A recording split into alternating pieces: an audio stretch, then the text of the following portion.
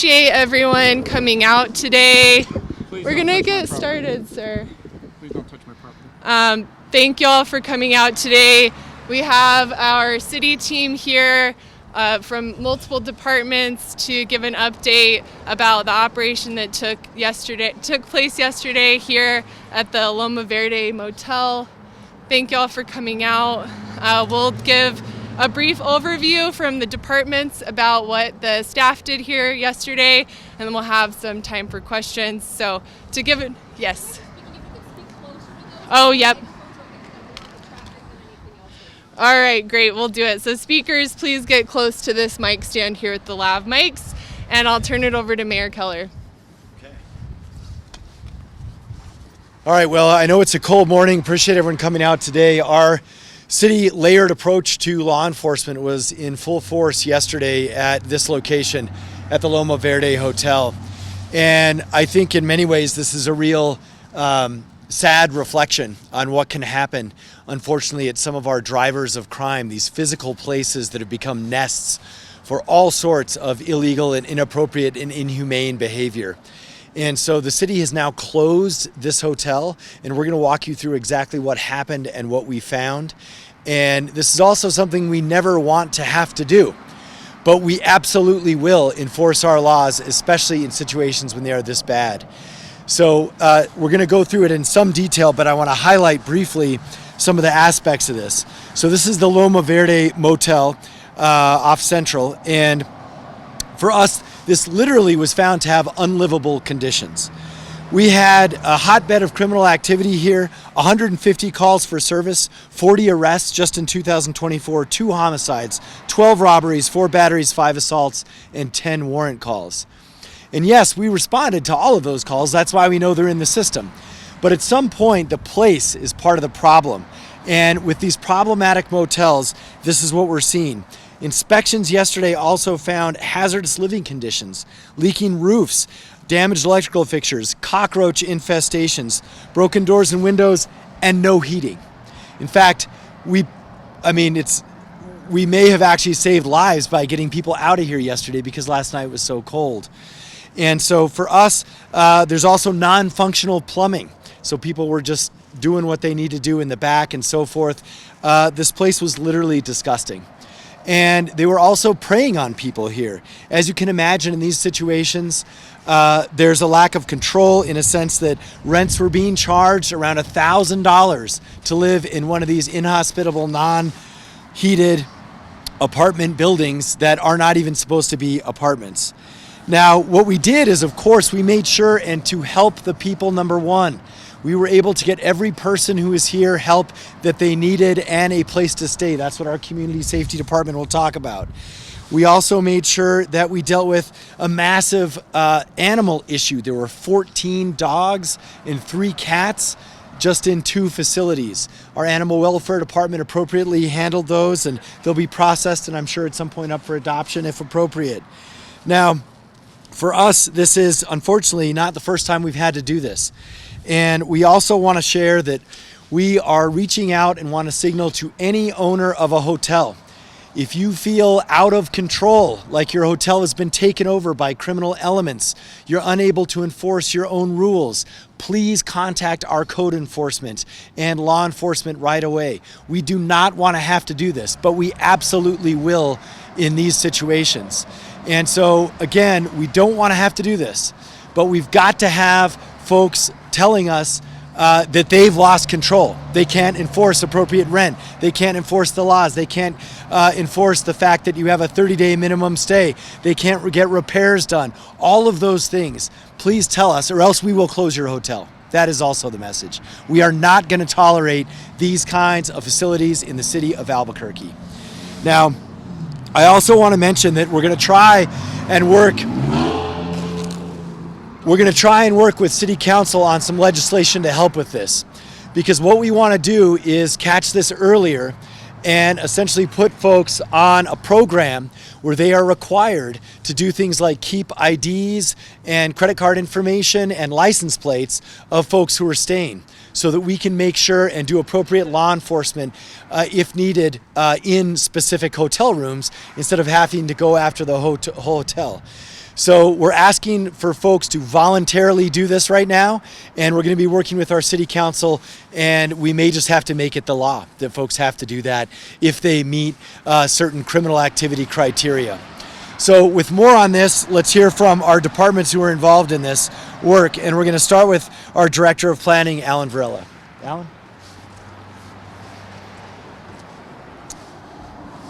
Good morning. The Code Enforcement Department was able to work with the owner in this property. We did get consent to come to the property and conduct inspections. We knew there would be lots of problems, but it was beyond what we even imagined. We began our action yesterday morning at approximately 10 a.m. Within a few minutes of that, we could see that the rooms were entirely inhabitable.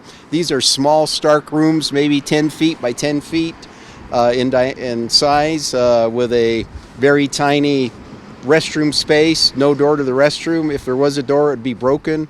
Holes in walls, exposed electrical wiring, non-working heaters within most of the rooms. Just one problem after another, mold on the ceilings, you name it. It were conditions that nobody should be living in and that no property owner, frankly, should be allowed to exist on their property.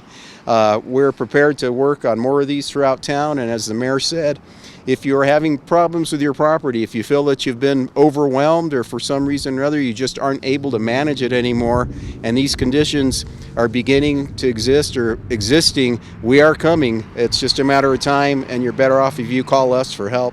Our goal is to close these down and keep them closed until they become legitimately what they were intended to be, which is nice hotels in this area along Route 66. And so that's our goal, and we're going to achieve our goal. We did work with several different departments on this. Animal welfare was a big help, environmental health as well, Albuquerque Fire Rescue, and then of course the police department was available in case we needed their services. And we want to thank all those departments, and especially the people of Albuquerque, and let you know that you deserve better. If you're staying in one of these hotels, you deserve better. And if you're a property owner, you need to be a better neighbor for the community. Thank you. Thanks, Alan. Now, part of this too, in terms of the situation with the actual building structure, we always want to make sure things are safe with respect to fire, and that's why our fire marshal is always involved. So let's bring up Fire Marshal Garcia. Good morning. Yesterday, the Albuquerque Fire Marshal's Office also conducted a fire and life safety inspections on the property with code enforcement. We found multiple violations concerning all the fire extinguishers were outdated. We also found that most of the smoke detectors in all of the rooms were missing, and those that had smoke detectors, they were inoperable. We found multiple electrical hazards and also multiple exit obstructions. So again, just finding multiple violations that would hinder and life safety. We'll continue to do these inspections on these type of properties. We also accept any kind of referrals from the public. If you see anything, if you ever stay at a place of business, know anyone that is, please call the Fire Marshal's Office. Our ADAPT program is continuing to work with these businesses, and we're working with the Mayor's Office and trying to figure out how we can strengthen our code enforcement on these properties. So just to put these two departments together, so what we found is essentially a very, very dangerous tinderbox. There's no fire working smoke detectors, there's no heat, and there's no way to get out. That's what happens when you put all these things together. This was an extremely dangerous living situation. And that's not even including the criminal aspect of this, which now we want to talk about with our police chief, Harold Medina. Good morning, everybody, and thank you for being out here. And, Mayor talked about it, the crime stats. 78 shots fired here in the last year, 2 homicides, 40 arrests. But, I want to talk about a little different aspect that sometimes we tend to overlook. And with that, I want to thank Code Enforcement, Fire Department, ACS, for being out here each and every day trying to provide services to the people that are here. We have ACS out here trying to give services to people. We have Fire Department responding to medical calls. We have Code Enforcement trying to increase the quality of living for individuals who are staying here. all the time, this place is a dangerous place. People have lost their lives. People have been killed. And we have our unarmed civilians out here each and every day, and we owe it to them to be proactive, to continue to close down these places that are attracting crime. Our officers are at risk every time they get dispatched to one of these locations, and each time that we could close one of these locations down that have become a hub of violent crime, criminal activity, we increase the likelihood of the safety of all of our city employees and people who are out here. I guarantee you each and every month there's a P&M employee out here reading meters. There's a gas company of New Mexico employee out here. We need to continue to do everything we can to read these locations, not just for the people who are staying here, but for the safety of the public that are serving the community as a whole. So we're committed to continue to work in closing down these nests of violence, crime, and to ensure that we do everything as a police department we can to continue to hold individuals accountable and increase the quality of living in the city of Albuquerque. Thank you. Thanks, Chief. Now, as I mentioned, part of this is making sure that we have a place and help for the folks who are actually here. And that's what our ACS department was in charge of. So let's bring up our director, Jody Escobar. Yeah, everyone's over there. I keep doing that. Good morning, everyone. I'm Jody Escobar, the director of ACS. I do just want to pause and talk about the teamwork that took place here, and we're happy to be here, right? Our mission is to make sure that our community feels safe and supported in the way that we should be able to. We didn't want anybody to end up with a space in the cold, right? And so the 19 individuals that we connected with in this space were all of them that wanted to go to a different area were located somewhere else in a safe space so that they could start to feel normal again, so that they could feel some normalcy and some stability. We connected those folks with our CORA team. And so that CORA team will continue to walk through these folks to understand where they can go next from here. So we're not just moving them to somewhere else and there's no solution, right? So we want to make sure that we continue to walk with our community through this transition period so that they feel supported. We are happy to add this element to this team to make sure that nobody is left out on the street or in the cold right now. And so I'm thankful that we were here and be able to have so much success that we were here. Thanks so much, Jody. And we also had to deal with the animals that we mentioned we're in a very dangerous position for them. And so fortunately, animal welfare was here as well. And so I don't know, Carolyn, so our director, Carolyn Ortega. Good morning, I'm Carolyn Ortega and I'm the director of Albuquerque Animal Welfare. We're so proud to be part of this effort and understanding that this was a really holistic approach towards correcting a long-going issue. And by doing that, we were able to have our animal protection officers here yesterday, and we saw some unexpected things. We actually were able to take into custody 18 pets yesterday. 18 pets in this size of facility is really a concern. So we took all of the 18 pets who all appeared to be healthy. We took them to the West Side Animal Shelter, and they will receive all of the medical care that they need there, and we will hold on to those so that the people who do own them and care for them can find a place to settle and to reside, and then to be able to take their pets back, making sure that they're aware of our ordinances and that they're going to be in compliance with those ordinances as well, and providing them with additional options for making sure that those pets are well taken care of going forward. So we really, again, appreciate being part of this effort. Okay, now I think we'll certainly take some questions and stuff. Stacy, do you want to moderate? And I think I was able to mention this. We do have some photos that we'll be sending out from inside the units here, so expect those within the next couple of hours from the planning department. But we'll start off questions with Matt Risen from the Journal. Was any with the Chihuahua unit you guys found drugs ammo, guns, there's some warrants. Is there any illegal activity? You know, Matt, we took a little bit of a different approach on this than we did on the TIWA from the lessons that we learned how we could do stuff better. And one of the things we did is we basically had this cleared out as much criminal activity. Like a few days before code enforcement got out here, we had executed a number of arrests and taken people into custody. So this has been in the works for us for about a month that we've been watching this, and we've been strategically taking out key criminals that we felt were problematic and that we knew were residing here. We had eyes on the homicide offender who was captured here. We knew he was here, and we had eyes on the location, trying to take him into custody for about 2-3 weeks before we actually took him into custody. I think it was somewhere around there. So yeah, we've had our eyes on it, and we tried to rid a lot of the criminal activity. So it's not surprising to us that the day code enforcement got out here that a lot of the criminal activity we found at the other location wasn't found here because it was already addressed.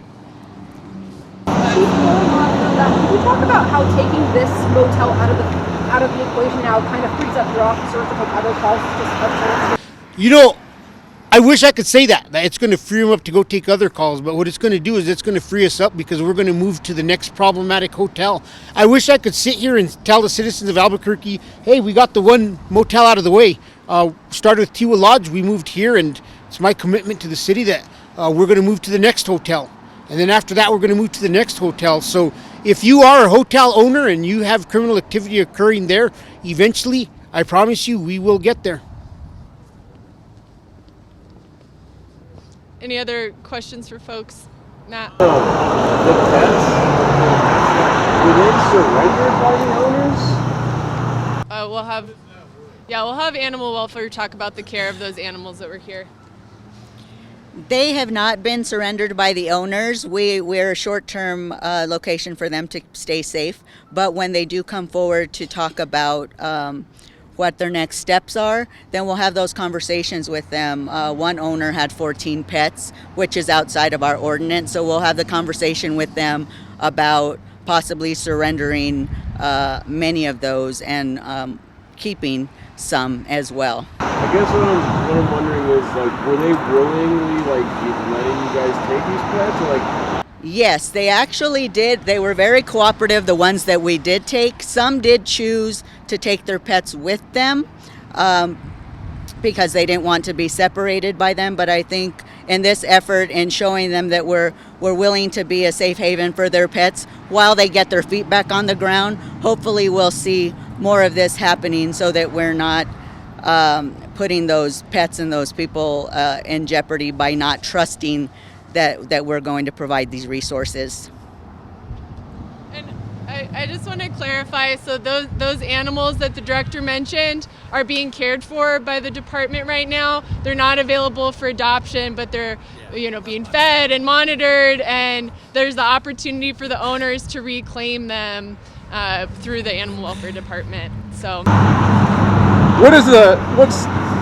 Nick, I just want to add one thing on because you brought the question up about going forward, and we've been very delighted this week that we were contacted both by BCSO and the district attorney's office that they want to join in our operations that we're conducting against the hotels. And we take that with open arms. Anytime you can help us with this and we could conduct more operations, we're all about it. So it does make an impact. It is something the community wants to see, and hopefully with more resources coming to the table along with us and other entities that are working with us, that we'll be able to increase the amount of operations that we do at these hotels.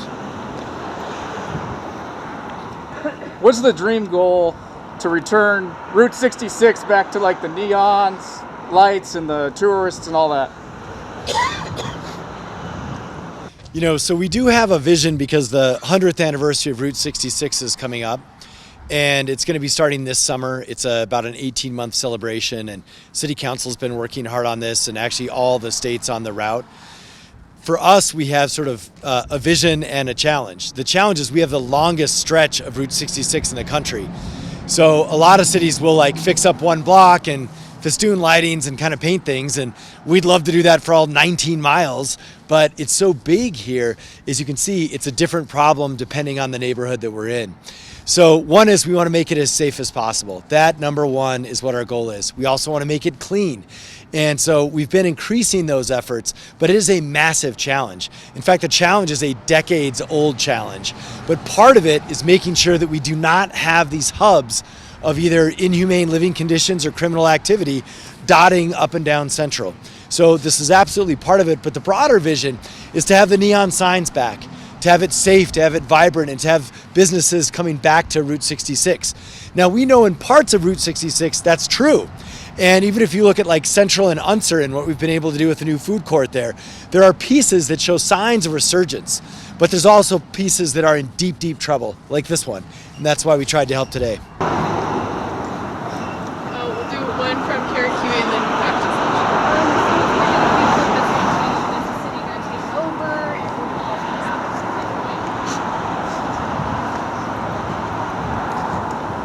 This is a private property owned by a private owner, and so the answer is it depends on whether that owner is able to rehabilitate the property, make it habitable, operate it properly and legally, which means as a hotel, not as an illegal apartment or anything else, clandestine like it was being used currently. So a lot of that depends on where the owner can do what good owners are supposed to do. For you or even Chief Medina, this isn't the first time we talked about this issue. We talked about Tiwa Lodge. Can you give us an update on Tiwa Lodge and Adams Food Market? You guys made that a nuisance property maybe a year or two ago. What's the latest on Adams Food Market if you're trying to do the same to those two places? First. So, what we ideally want is what our planning director spoke to, which is, we support the owner in renovating the property and making it an asset for the community. That's always the first goal. The challenge is sometimes they're not able to. We do know that we've seen successes like Luna Lodge and also the Sundowner right down the street.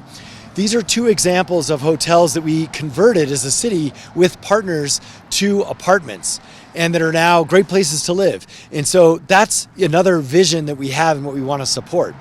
But when they can't do it, sometimes we condemn properties and we bulldoze them. And so that's no different whether it's a hotel or whether it's a dilapidated house. So that's certainly a path where at least we have a vacant lot that can then be redeveloped. So that's one other path. But what we're doing with these properties now is the first thing is we want to make sure they are safe. And so that's what like the Tiwa Lodge situation is right now, and now what this one is going to be in. So that's step one. Then we bring in the economic development folks and the real estate folks to try and see what we can do. I would add this, though, with some of these properties. Some of them are amazing. Like the Tiwa Lodge is a historic building. It's awesome. I mean, that's something we want to salvage and make an asset very, very much. But it does take a partnership, and we have to have a willing partner in the private sector.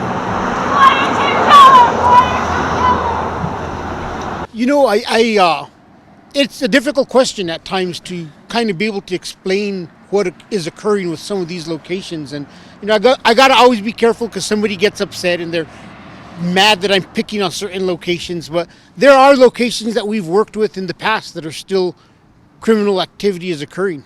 And my commitment is we won't stop working on this. It takes us time to find new angles. Law enforcement is consistently changing. And the things we used to do to close places down 30 years ago when I started, some of them still work, some of them don't, but we're finding new ways to address issues. And there'll be more that comes out in the near future where people are going to scratch their head and say, that's a pretty innovative way to think and to get to the bottom of some of the issues that we're having. And we will continue to find innovative ways to get to those locations. And it may not be today, but I will tell you that during the course of my career, there's a number of locations that I could remember off the top of my head that it took us years to be able to tear down. And some of those locations were here on this stretch of roadway. I remember it was years for us to be able to finally get to the hotel that was on the other side here, right where Talon Market is, So it isn't an easy process, but the community has our commitment that we will continue to have arrests at those locations each and every day. And any location that is at question that people think have been problematic, reach out to us. And we're more than happy to show the data of the amount of times we've been there, the proactive resources that we've placed there, and the number of arrests that we've executed at those locations. All right, I think we have time for one more from Matt. So there were 19 people living here yesterday, or 19 were contacted?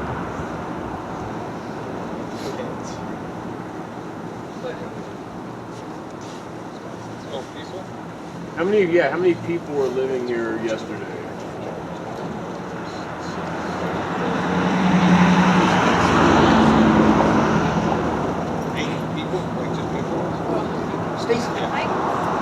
I can say that ACS encountered 19 people. For how many people were here before or had vacated before we responded? ACS encountered 19 individuals. I'm sorry, did some of them accept shelter, or where did they go? Yes, 17 of them were transported by our teams. One of them refused and said that they had a place to go and didn't want help. And then, so we'll continue to work with the 17 that were transported, and we'll walk them through the... I don't know that it's appropriate for us to say where they went to, because that's disclosing their location. But they're in a safe, secure space with a roof over their head and a warm place to stay. It's not a shelter. It's not a shelter. All right, well, thanks again all for coming out. Have a good rest of your day.